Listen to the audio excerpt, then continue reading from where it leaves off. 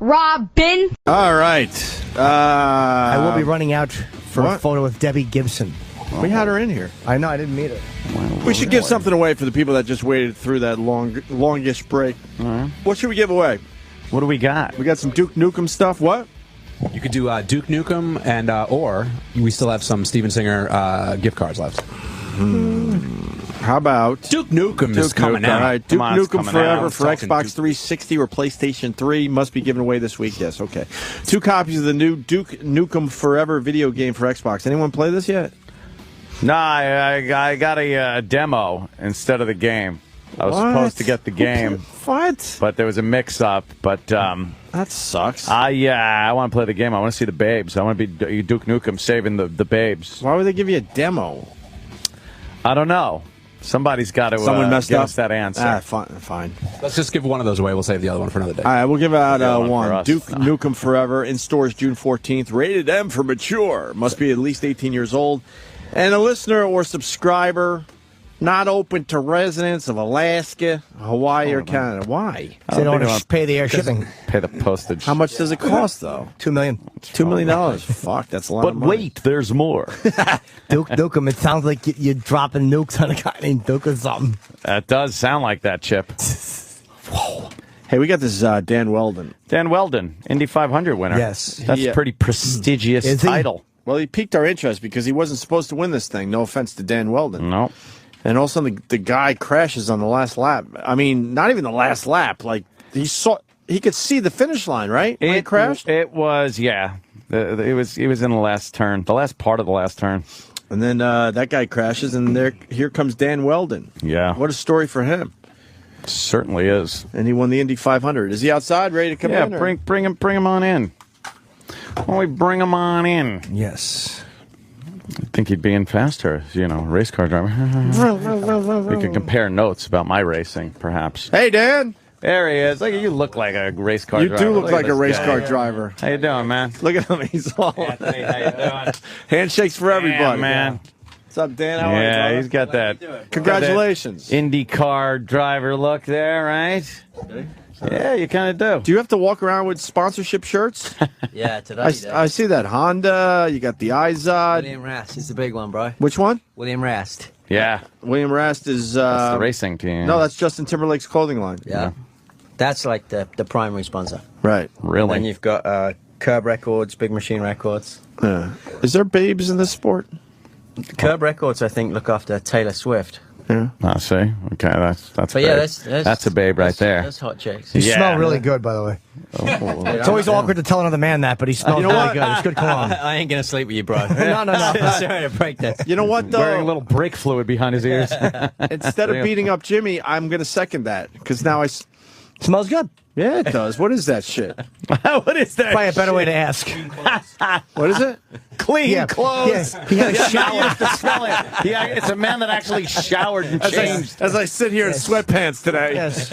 Why is your hair down? Oh, you washed it. Okay. Do you know what it is, Jimmy? Can you figure it out?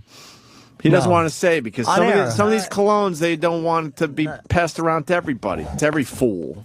Yeah, I don't blame him. I don't blame you. Keep it to yourself. Silver bottle, whatever that is. Oh, it's in a silver bottle. Yeah. Who knows? There you go. Yeah, it's just whatever it is. Good stuff. Hey, congrats. Wow, that's a biggie. You enter a long and prestigious list of people who have won the Indy 500, and in exciting style, nonetheless. Yeah, it was definitely. It was obviously it's a big race to win the 100th anniversary of the Indianapolis 500. Yeah. What I got to ask you, you're driving, and also, you guys have seen it all.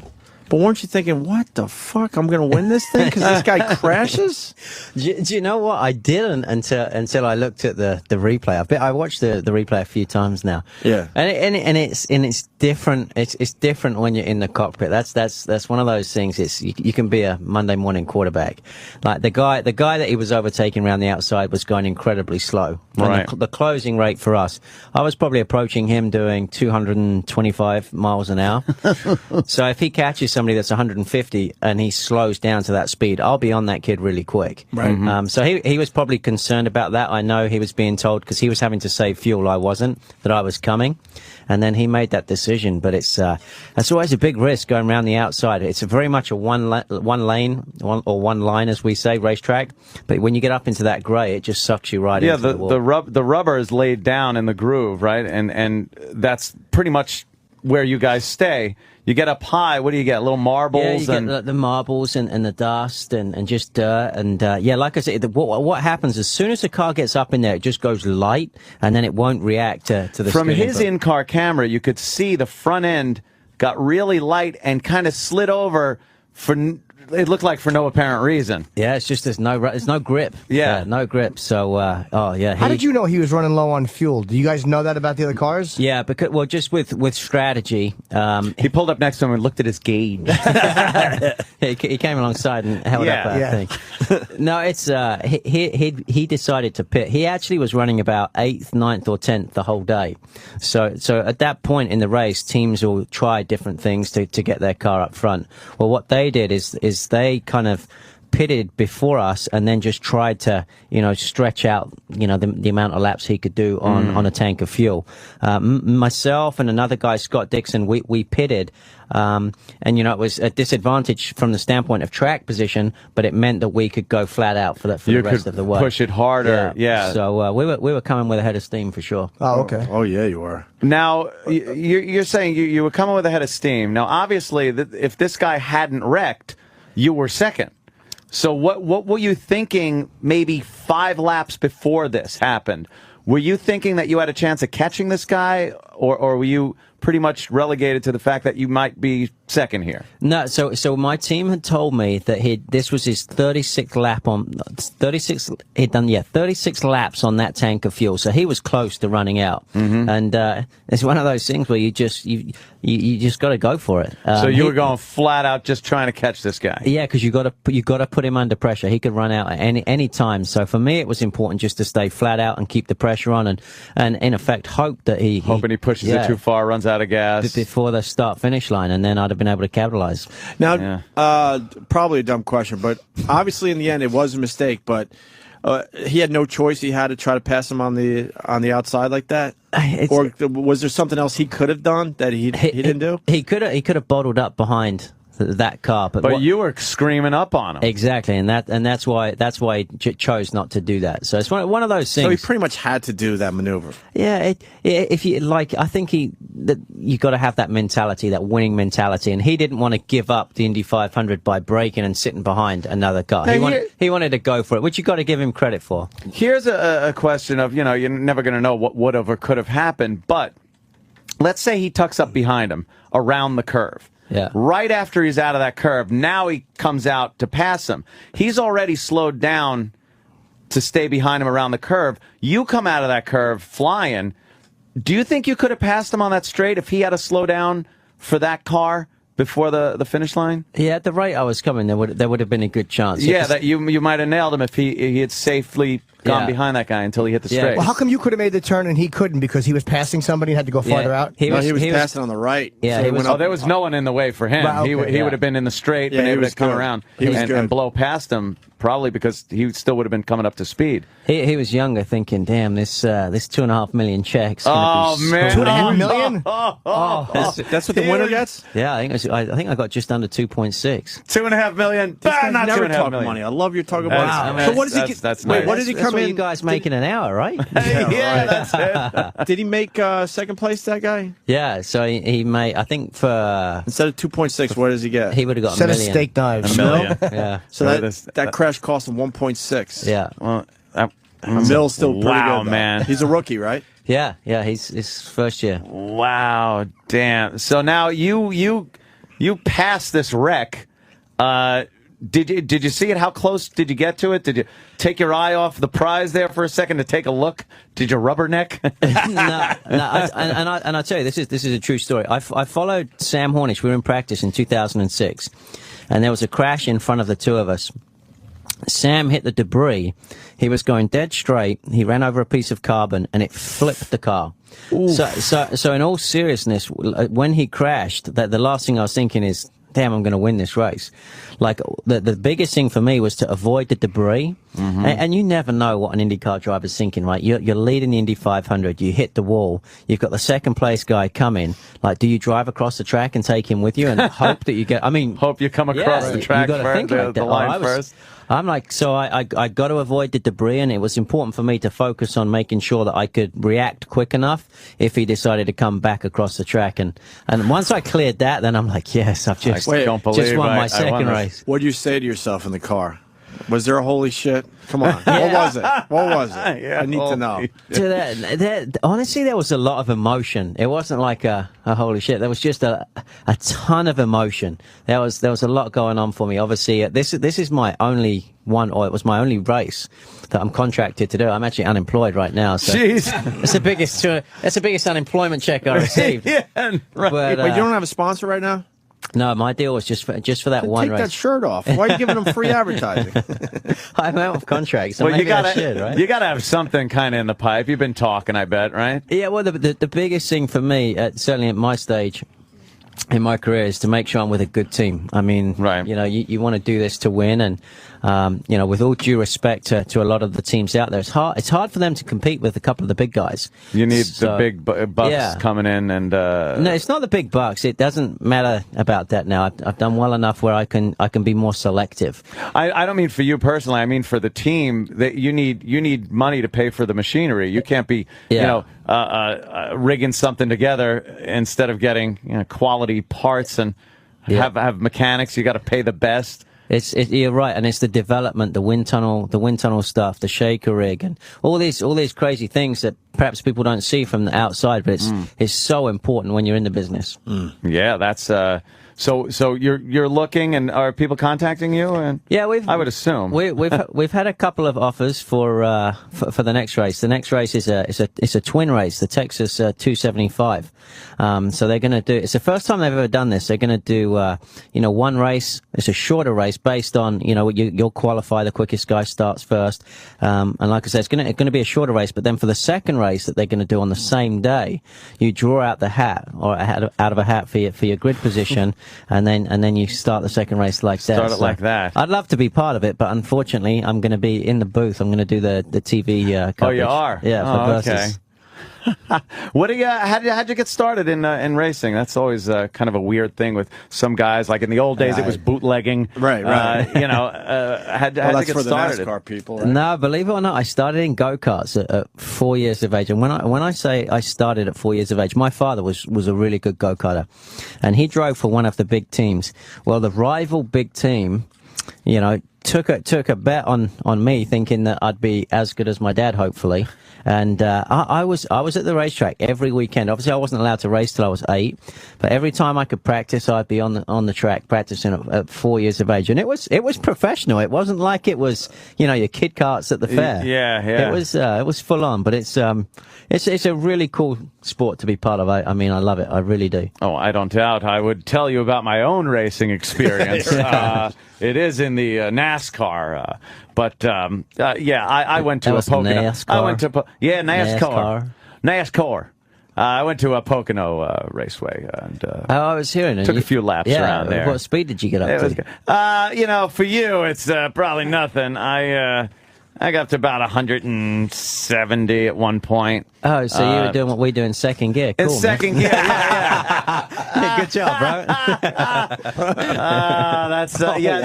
That does amaze me, because this is my run with my own car. This is with the Shelby. I had the. He's got the Mustang. But this is nothing. Are you expecting him to be impressed by this? No. But it's fun. Do you realize you showing him that? That's the pace car coming out of the pit. That's like somebody sitting you down going, hey, look at this podcast I did in my living room. Exactly. I know. Hey, he's got to appreciate the fun and excitement of being behind the wheel, I think. No, it's cool. Like no, it is fun. The Indy cars, especially right now, that they're so fast, and I don't know if you guys watched the qualifying shows, but to think that Michael Andretti's two of his 5 cars were bumped out the field was, I mean, It's so competitive. Wow, So that is, yeah. It's good to be part of right now. Do you look at with a certain respect on the old guys that did this when perhaps it wasn't as safe and they were still experimenting with a lot of things? Yeah, you look at some of the cars these guys used to drive, and I wouldn't even step in them. Goofy ideas of the higher wing it's and the unbelievable, like hot water radiator pipes running right next to your legs and stuff like that. We're blessed these days. Our cars are incredibly safe, and we've got the soft wall around the outside of the track now, which they say is soft, but when you hit that thing at 225, it still hurts. Yeah, I believe it. The safety technology has gotten amazing. When you could look at what happened in front of you there, and he walks away from it. JR? Yeah, well, the biggest thing is it's supposed to look a lot more spectacular because all that stuff flying off is dissipating the energy and taking it away from the driver. Yeah, the worst thing is not seeing anything leaving the vehicle because then the driver is absorbing a lot of energy. Yeah, if you see our cars going backwards with the gearbox first, that's when you tend to worry. But for the most part, and knock on wood, we haven't had any injuries for a while, which is great. That is amazing because years ago you would just see these spectacular flaming crashes up into the friggin' stands on fire. It's like the Hindenburg disaster, and it is amazing. You have a bad crash? Yeah, I've been doing it a long time now, so I've had a couple, and it's always the ones that actually don't look that bad are the ones that hurt the most. I was doing at Richmond. It's it's a tiny track that we used to do. I was doing a qualifying sim round there, and one of the mechanics had forgot to do the suspension bolt up. They'd mounted it in a different position for performance, but he forgot to put the bolt on. And I came out of turn 2, and it's a 15-16 second lap, and I was probably doing about 170, and the car just turned hard right into the wall. That was a big one. But Indianapolis in my rookie year, I defended kind of vigorously. I had some guy was getting a run on me, so I defended pretty vigorous, actually too vigorously to tell you the truth. And I paid for it. I hit the wall, and then the wind got underneath the car and flipped it over. Oh, it did one of those. Yeah, those are. What kind of injuries you get from that? No, actually, I didn't have. I didn't have it. No, nothing at all. Not even bumps and bruises. No, it's amazing that you walk away from something like that. Yeah, it was one of those things. I was just, Indianapolis. It's a month long, and it's a month long at the racetrack. But what people don't see is the preparation that these guys put in back at the race shop itself. They're away from their families for a long time. Yeah, and the seams on the car. Just when you rub your hand over the bodywork, if you can feel that, they'll spend days trying to rub that out, so you can't feel it over the course of the whole race. That would take some time off of your. And I was just bummed for letting them down on that one, but that's the way it is. It's a very, very special race for us. Oh yeah, that would have to be sure. That's amazing. I have to ask, Danica Patrick, you guys don't think she's hot, do you? She's a buddy of mine. Even though she's been tugging on my arm every now and then. Actually, you can pull that one up on YouTube. That's a good one. But you got. She's all right. They make her sound like she's this bombshell. I think she's very attractive. Well, when she's dressed up for a shoot, she looks right. good. Yeah. All right, I'm sorry. And James, I'm sorry. I didn't know you guys were friends. Well, no, I mean, she's an Indy car racer. I'll tell it like it is. She's cute. She's all right. Yeah. And, based on the curve of the drivers, she's like really, really hot. Yeah. Because, I think of who else is racing. How was Debbie Gibson? What's that? She want to come in and say hi real fast? Oh, I didn't ask her. You know Debbie Gibson? I just said hi. No, I don't know Debbie Gibson. She's an old pop singer from years ago. She was like the first Britney Spears. Really? Yeah, many moons ago. Where are you originally from? Originally from England. England, yes. Yeah, I tell everybody Alabama, but yeah, I don't think they buy it. No, huh? How long have you been racing? So I've been in IndyCar since 2002. I've been doing. I started in go-karts at 4. Moved into the race cars about 18. I've just been doing it ever since.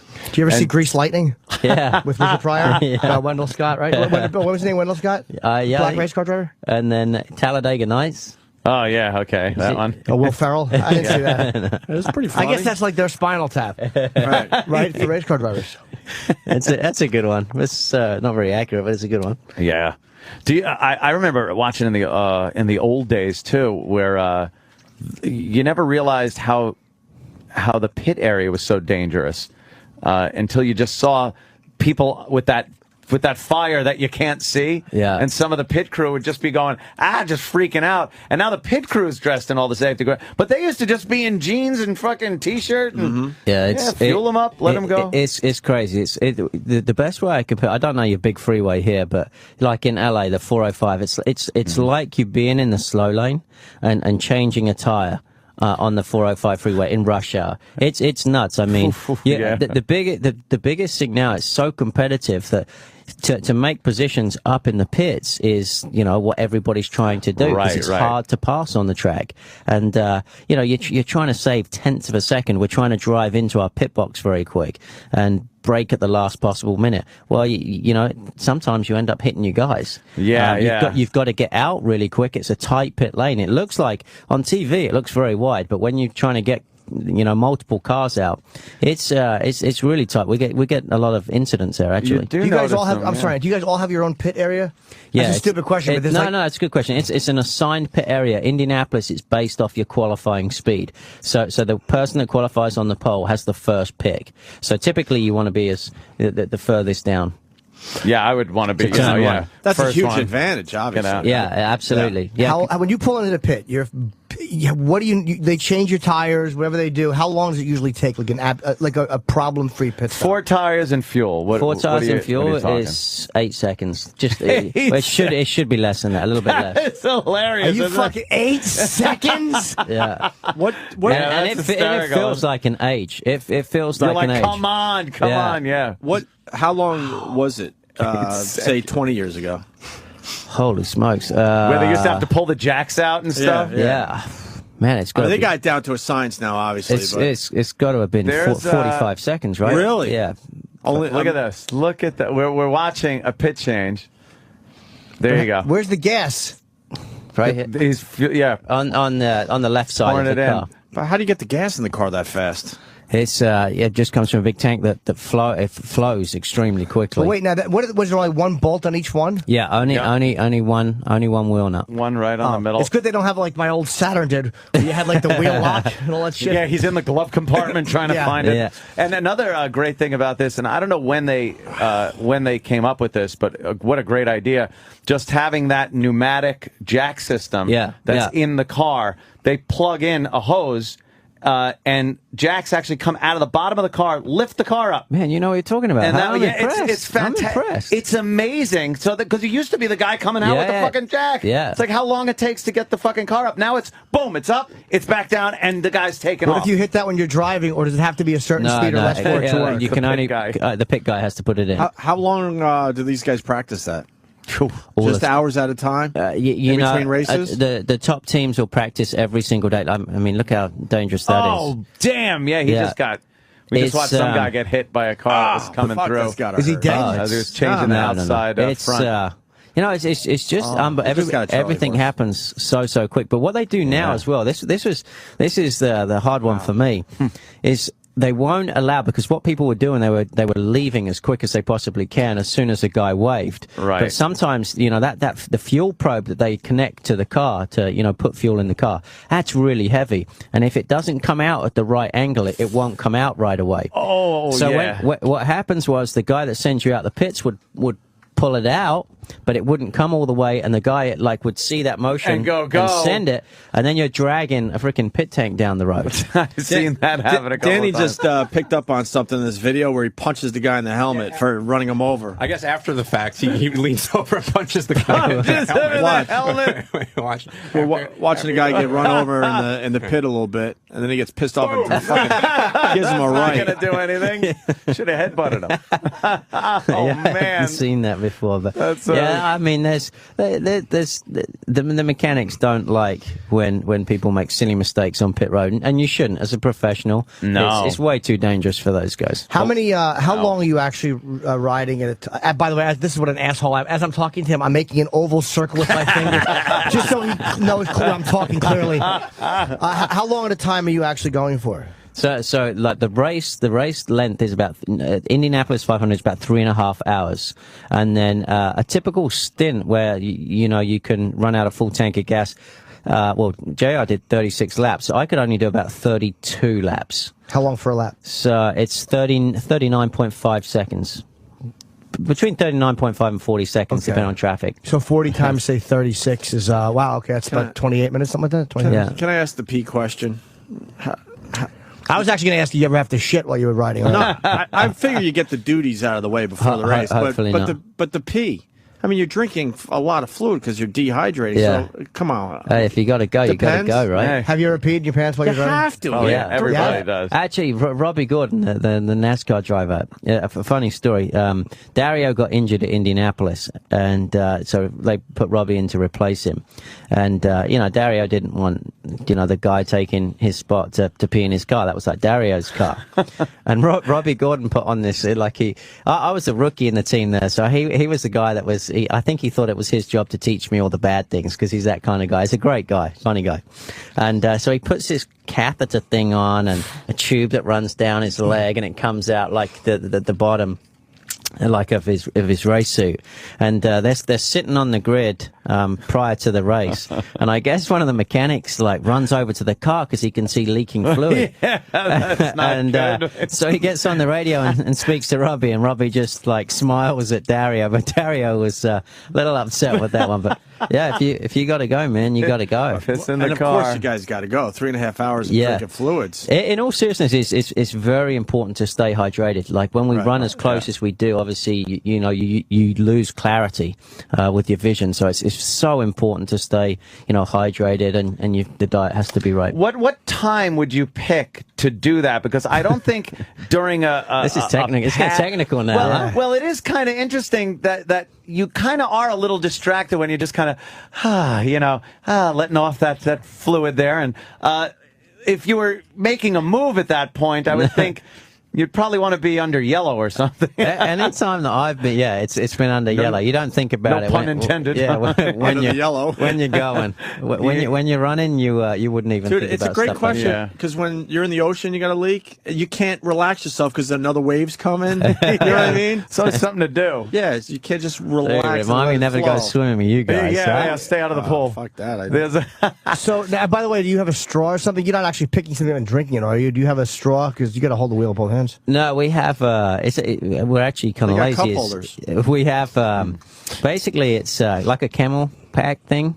That the cyclists use. It's a great big one of them, and there's a tube that comes up into your helmet, but it's got a motor on it, so you push a button and it kind of shoots the Oh, okay. the water into your mouth. You guys have thought of everything. It's gotta be. Yeah. That's got to be pretty warm water after a while. Huh? No, the mechanics are good. They figured it out? freeze it. They freeze it the night before, so Wow. you're all good to go. I mean, if you don't do that, it'll literally burn your mouth. And it's got it's got to be hot in the cockpit there during the race. What do they use to cool you down? Is it just airflow or? Yeah, the airflow typically takes care of you, but I mean, we do it so much, you just get used to it. It really Yeah. doesn't bother you.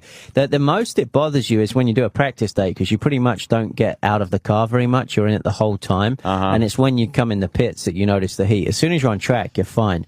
But when you come in, I mean, some days we're testing and it might be 90 degrees. Well, that means in the cockpit it's well over 100. So Yeah, and the track is just burning. I'm sure. Exactly. Too, Wow. So it's not bad though. I mean, like I say, we've been doing it long enough, and it's not like you're worried about sweating really. So how can you really practice on a practice day, though, because there's no other cars with you, right?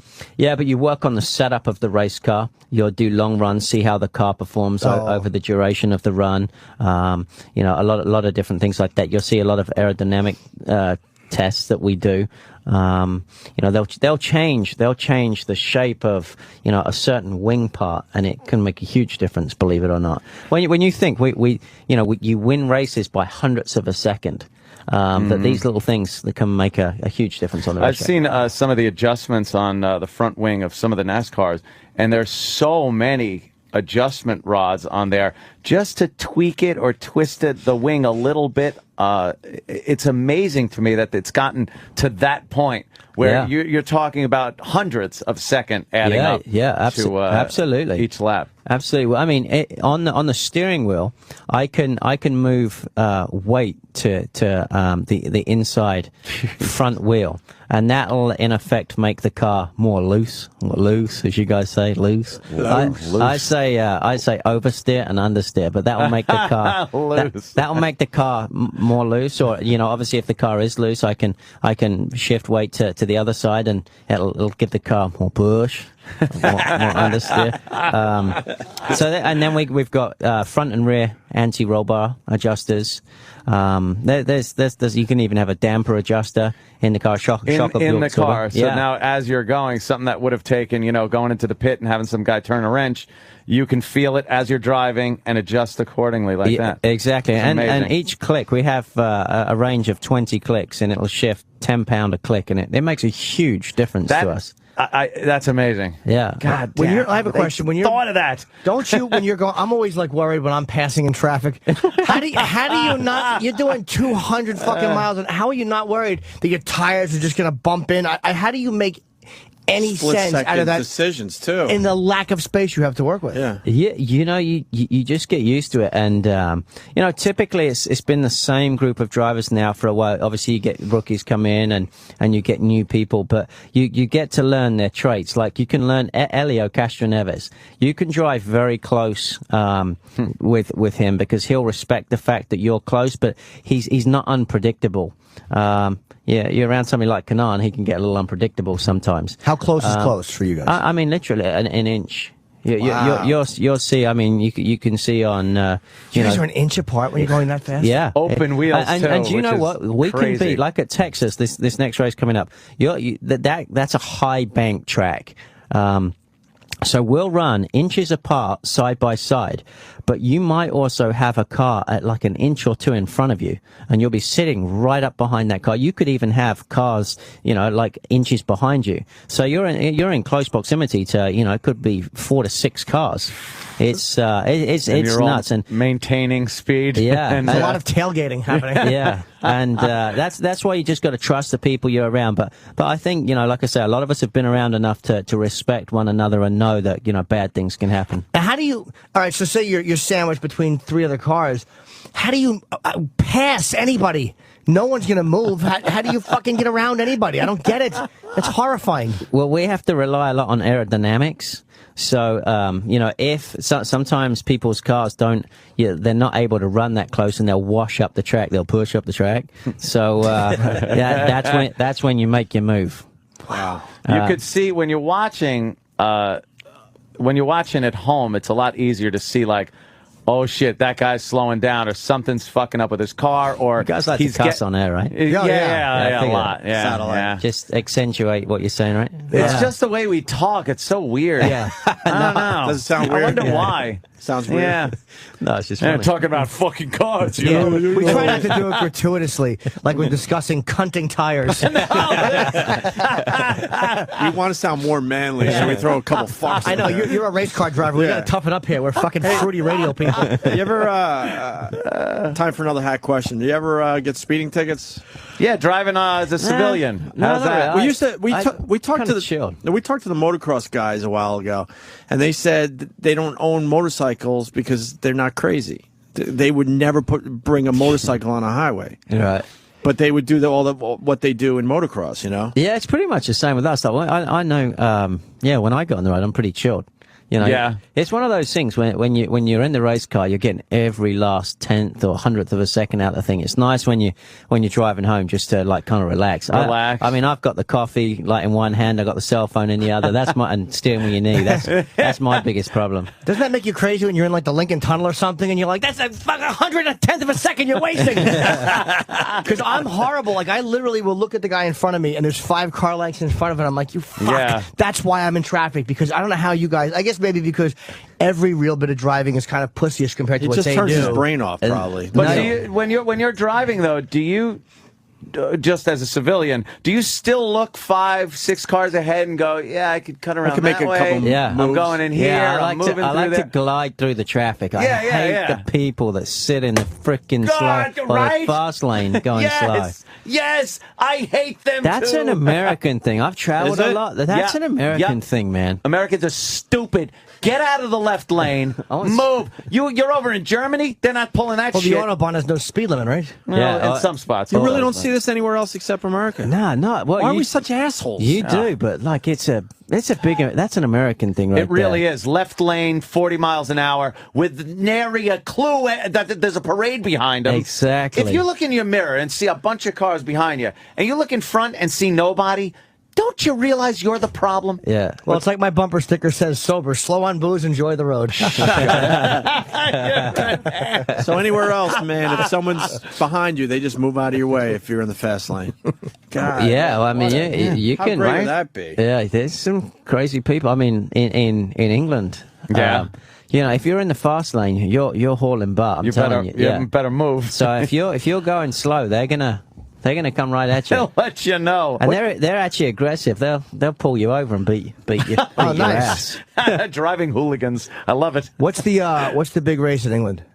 Like, is it as popular there? Is it here?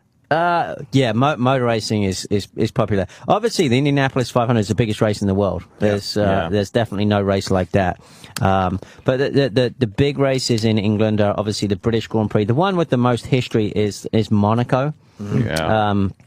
That's obviously not in England, but it's that's kind of Europe's kind of blue ribbon event. You've raced at all these places, right? I haven't raced in Formula One.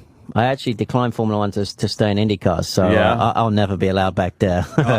Why? Oh, wow. It's just a bit of an ego thing, but I love the Indianapolis 500, and you know, it's such a cool event to be part of, like the qualifying, the practice, and the way the car feels driving around that track.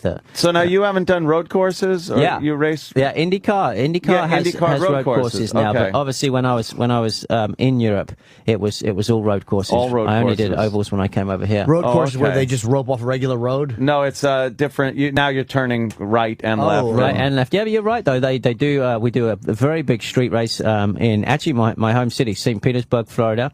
Long Beach is a big one. Yeah, Long we're doing Beach one in Grand Prix is Baltimore. huge. Actually, you had a track not too far down the road from here, Watkins Glen. Watkins Glen, Now that is a phenomenal road course to drive. Really, really good. Everyone talks about Watkins Glen. Yeah, that's a great track. Do you prefer road or ovals? I like them both. They Yeah. require different technique, but I would really gather, like yeah. them both. Mixes it up. Hey, is there a button on the steering wheel to pass people? David PA's saying you got to ask him about it. There's a push to pass button. So it's Honda is the engine that we all use, and they've developed a system where it's almost like a shoot of extra horsepower for a certain period of time, and they can adjust that length of time. At Indianapolis, I believe it lasted. You got 15 push to passes, and each one lasted, I think, 20 seconds. Jeez. So it gives you just a little bit of extra horsepower, and what it helps you do is complete an overtaking maneuver, basically. So you're going around someone, you know you're going around them, you just want to get around them faster. Wow. You hit that. But why? Obviously, you're sacrificing fuel during that Yeah, time. you're going to use it. You're going to use a little bit more What fuel. if the other guy pushes his button too? Yeah. I don't know. No, that's a good point. And Thank you. That's why you. hysterical, though. Ed's got some knowledge, and I'm doing the common guy shit for That's everybody. great. I love That's how it. this works. Looks like the old cruise control on my steering wheel. That's right, Jimmy. Jim. Son, Jimmy it's- uses his car for different things. That's right. Oh, really? Do you have a passenger seat in yours? No. It'll be no good for me, because where would a young lady sit when she hops in for money? Or, lady, Jimmy likes whatever. to take a lot of right turns himself. Well, Yeah, you it's, would be it's a whole the other way, but prostitution whatever. ritual thing. Yeah, no. So you press that, and it gives you extra horsepower. How many horsepower are you riding when you're Going down the road regular? No. In this car, how many horsepower? In the Indy car, you'll probably have close to 700. In a 1500, it's about 1,588 pounds a car. Wow. 1,500. Yeah, so power to weight ratio is light. very good. What do you Yeah. drive in your personal life? I've been part of the Honda family, so I have, and I've got 2 kids now, so I've got the Acura MDX, I've got, The Honda Accord yeah, hatchback yeah. was one of my first cars. Nice. That thing fucking flew, man. Nice. It really did. Yeah. What do you? No, I got the Acura RL. I mean, when I was single, I had like the Lamborghinis and stuff like that, but there's really no need for them anymore. No, huh? Yeah, exactly. Hard to put the baby They are seat in just there. good to pick up. I'd be scared. I could never drive something like that up to a place because my self-hatred and shame, like as I got out, everybody would know I just felt like I didn't deserve such a nice car, so I could never drive a fancy car. That's Debbie Gibson. Oh, she's very lovely. Oh, look at her I hat. can see why you like Debbie in here Isn't now. Debbie great? Yeah, she's like a legendary singer. Yeah, she's been a pop star here for like since the 80s. Yeah. Look at the friggin' time. What are we doing? Yeah, we think gotta gotta- run. I think I we gotta know. wrap up. Wow, her there. body We looks got fucking overtime. great. She looks fantastic. Hey, Dan, this is- Really does. So wait, Look at her like, ass. are you married? No, I'm single. Well, let's see what game you got. I have wanna none. see it. He's got game. Jimmy downplays. Here's my game. Go ahead, show him. All right, look. I'll give you this for oral, this for full service. That's my game. Look, I'll be really nice to you if you do this at the end of the massage. I have no rap. I have forgotten how to have a rap with a chick. If there's no money involved, I'm a lost soul. Really, I'm totally lost. Try using your honesty. That doesn't work a lot. It seems to look, now. It's well worth it, sweetheart. Valtrex, Schmaltrex, hop right on. Dan, move the mic so you get a picture for Twitter for you. No worries. Do you make fun of the people that have to drive the Viagra car? Well, the Viagra don't sponsor anybody in IndyCar. They don't do that in Indy. Yeah, they do. Yes. They're doing that in NASCAR. I think that was Mark Martin, right? For a while. Was it? Yeah, I think Yeah. so. I bet you hate when the Viagra car is right behind you. That's gonna. I don't want to step on the brakes. Do you guys have rear view mirrors and directionals? Well, we do. We have mirrors, do have mirrors. Either side of the cockpit. Okay, but- and then actually we have spotters, and so they're up on. In effect, like a spotting tower where they can basically see the whole track. We have two of them at Indianapolis, and we have obviously radios in our ears, and we'll be able to. They'll let us know, where another car is in relation to us, and they'll let us know things like. If you're not leading and the guy leading is doing a different racing line or using a different racing line to what you are, they'll say, hey, we'll try moving up the track and this is working for the leader, stuff like that. So they're kind of take what the leader's doing and kind of pass some give info on to you. Yeah, they're a good source of information for us. The announcers to me, like horse racing guys who play by whatever they call or announcers, are amazing because there's so much action and to remember all the names. And I imagine for Indy, it's like a 3.5 hour race where you have to talk. Now here comes number 6, number 5 is still slowing down. Number 6 is ahead of him again. Now here comes number 4. It's like you got to talk for 3.5 hours like that. It's fucking amazing. Knowing all the cars, Pretty, you know what? Because I did one race where I was in the commentary booth too. It goes much quicker when you're sitting there. Oh, really? Yeah. And it's much harder than you think. They've got an earpiece in you, and they're telling you like when to wrap up. And I give those guys credit. It's definitely harder than it looks. I mean, is that what you're also looking to do though? So doing the commentary? no, I think I'd like to keep driving for cars. another 5-6 years. But maybe after that, I definitely enjoy it. Yeah. If you're not going to be in the race car itself, it's better than being at home, I think. Watch some of the new young bucks out there. Yeah. Tearing up the track. Do you have to be a certain weight? Because I know with jockeys, they weigh them on the horse. And it's like, I guess you're an in-shape guy, so you don't want to be like 20 pounds overweight, right? That just slows you down. It definitely slows you down. And then, so for us, what they do is they weigh you at the start of the season. You have to pass an IndyCar medical, and they'll weigh you then. And then what they do, like Danica's obviously the lightest, and so they give her, a certain amount of ballast that she has to carry. And then with the other drivers, they'll kind of look at the range, and then depending on where you fit within that range, they'll give you a certain amount of ballast. They handicap you Like with weight. extra weight. Where does that weight go? Put in the car. It's almost on the floor of the car. They have like kind of areas for ballast. Because don't you guys have to figure that out now too?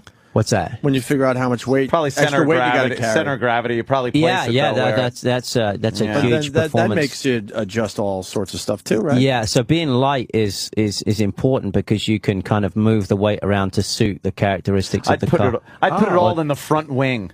Yeah. That would be a good spot for it, going around those cars. Talk about push. It is up to you guys where you want to put it. Yeah, you can place it. Can you put it just right on your crotch or something? No, probably not. Probably not. Ballast is like what, 10, 15 pounds, something like that? Depending, that's what he's saying. I carry 15 for the Indianapolis 500. Wow. So Does anybody carry none, like the heaviest one? yeah. There's some people that carry on. Actually, That bastard. Townsend Bell, my teammate, he I don't know how this worked. He was 5 or 6 pounds heavier than me, but yet he didn't have to carry any. When you had to carry 15. Yeah. So maybe their Made math no is not sense. as good as it Do should all be. the cars weigh the same or no? It depends. We've been using the same car for about 7 years now, I believe. And so some of the older cars that have been crashed, the tubs have then been repaired. Well, typically, if the tubs have been repaired from crashes, that it keeps adding weight. So again, that's a disadvantage to have an older tub. The car that I actually won the 500 in this year was the 7th car made in 2003. So it was a really old car. Wow, that is an old one. Yeah. But you probably like you know everything about how it handles, and you probably although the parts are always kind of new, right? So Yeah, they have to. If they don't put new parts on, they'll crack check them to make sure they mileage them, and then crack check them to make sure that they're going to be fine. how long are tires good for? One set of tires can go how far? Firestone do a good job, actually. They do a phenomenal job. At Indianapolis, we'll do laps around an average speed of 225 miles an hour, and they'll be good for 30 to 35 laps. Which Every pit you change them. Yes, yeah. You can actually go longer. It just if you put new tires, or if I didn't put new tires on and the rest of the field did, then I'd be swallowed up in a heartbeat. Where do all those tires go? Back to Firestone. Oh, and they just make Melt down the rubber. melt You them reuse down them? or something? Probably, yeah. They go into the rainforest and just light them on fire. That's smart. Get rid of them. Forest got nothing going on. Wait, now what about rain? See, I hate driving in the rain. So I'm always afraid of hydroplaning. When it rains, do you panic or no? Yes, panic. But I mean, you know what I'm saying? Like you go in a circle. You gotta make sharp turns in the rain. Oh, my You ever God. tried doing that? Well, they shut down races if it's raining too hard, right? On the ovals, yes. On the road and street courses, no. We'll carry on in the rain. They just put wet tires on. So what's a wet tire? What's the difference between a wet tire and a regular tire? It has like the grooves. Oh, okay. For the water to go. But you can take a turn just as well on a wet tire. Not as quick, no, not as quick. You'll slip and slide around more, but it's fun to drive in the rain. You can kind of throw the car around a little bit more. You have to use throttle control. You don't have to worry about being so smooth. So if you drive and you feel it like wavering a little bit, you don't freak out? No, you gotta be relaxed and cool in there. Panic. I would hate that. Yeah, Jimmy would- slam on the brakes. Jimmy would be the worst driver. I really out would. I'd be doing like 80, like zipping away, and 55 on the turns, I directionals. like your questions, though, man. You got some good questions. Because this is what everybody gets curious about. Yeah, It's all the like, weird shit. What scares the shit out of me in a car, I can't comprehend. Like I would like to sit in the passenger seat and just go around once when there's no one on the track. Like just do 150. In like a NASCAR. You can Yeah. do. They do 2-seater rides now. Do they? Yeah, Oh, they do? Wow. Mario Andretti does them sometimes, and that guy's he's a legend. He's so committed in the 2-seater program. He goes as quick as some people in the regular car. Oh, man. But the big thing with us is you've got to be able to feel what the car's doing. Like Indianapolis is all about the confidence. The driver's got to have a ton of confidence. And so, if you do feel it getting loose, just take a deep breath and then kind of look at the controls in the cockpit and try and adjust them to, compensate for that. Do you have a horn? No. I love No, But you probably wouldn't. But I mean, I tell you what I did do. This is nothing to be proud of, but I gave somebody the bird at the 500 with like 15 laps to go. Like I talk about the aerodynamics. I got a run on a car, and I picked up a push behind that car. So coming out of turn 2, what's that mean? You picked up a push behind the car? The car kind of washed up towards the wall. And so I lost some momentum.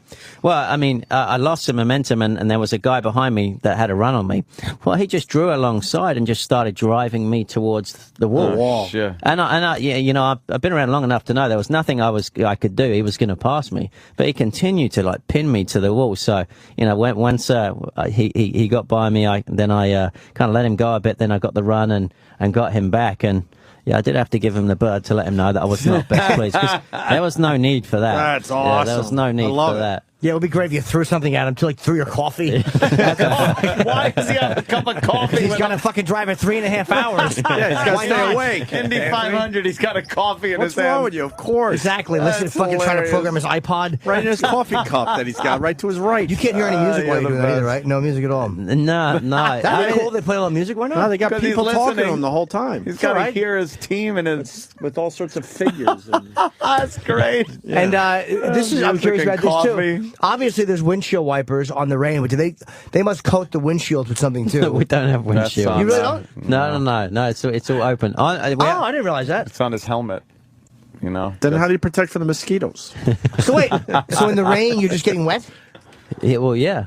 Oh, that's fucking... The aerodynamics of the car too kind of blows the shit away from you. It blows it. It blows it. Pretty Okay, much away so... from you. Oh, that's got to be a very powerful fucking force. 200 miles an hour is a little different than, you know, like 50 miles an hour on the highway with rain. So there is something on your helmet that takes the rain off. No, so obviously, I mean, you've seen a regular helmet. We've got the visor, and basically the way it's shaped, kind of the water just pushes it right off. And I bet they put like what's that, Rain-X or whatever on it? Yeah, that stuff supposedly works. Do you guys still have that plastic that tear-offs? The tear-offs? Yeah, absolutely. Because I've seen the ones. You ever see the ones with the motors on the side, and they go, and they just kind of move out of the way. That's what they do in motocross. That's what they do in motocross. We don't do that. We do the regular tear-offs. So you pile up a few of these clear plastic things, and if someone's engine blows or they throw some oil at you and it sticks there, they could just rip off one and it's clear again. Jockeys do that too. They have X amount of, I forget how many goggles each one has, but I guess they have to rip them off because of the dirt that's getting kicked up in their face. It'd be funny if it lands on a horse behind them and the horse's goggles on. Yeah, I know. But don't they, that's gotta suck though if someone throws their goggles and your horse trips. That's humiliating. Fucking horse trips on goggles. Humiliating. Yeah. That's the word for it. Well, Dan Wheldon. Dan, this really was great. I know. I think it turned me into a little bit more of a fan. You should be, man. You guys should come out to Indy 500. Yeah, I'm not a big fan of this sport, but after this interview, I think I'm going to take a little more of a look. Yeah, when's the next time you race?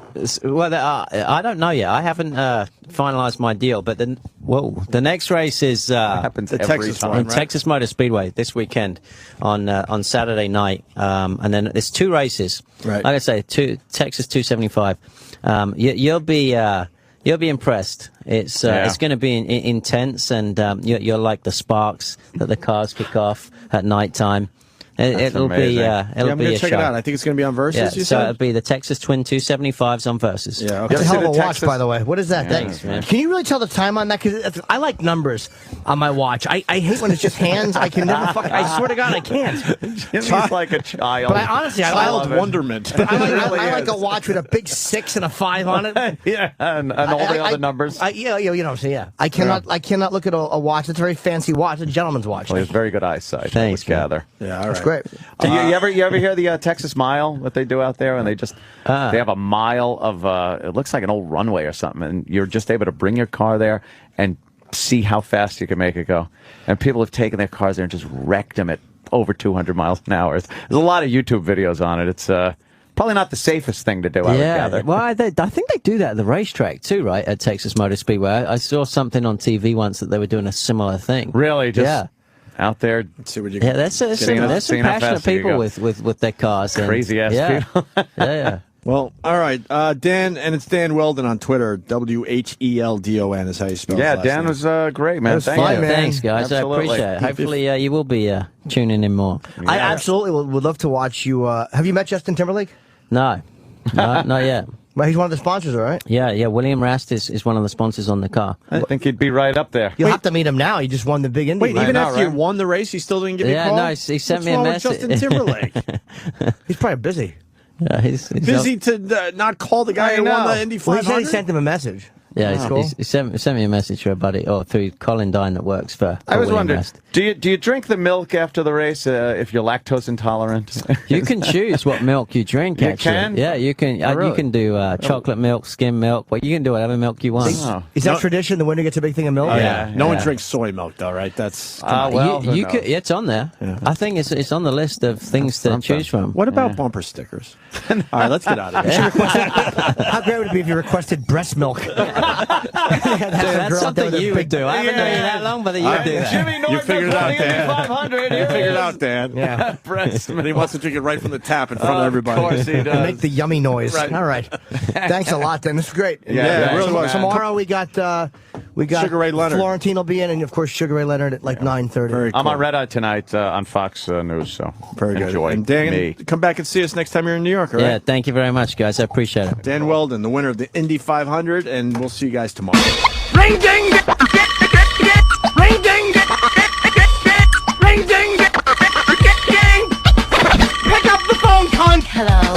Pick up the phone, cunt. The phone, cunt. The phone.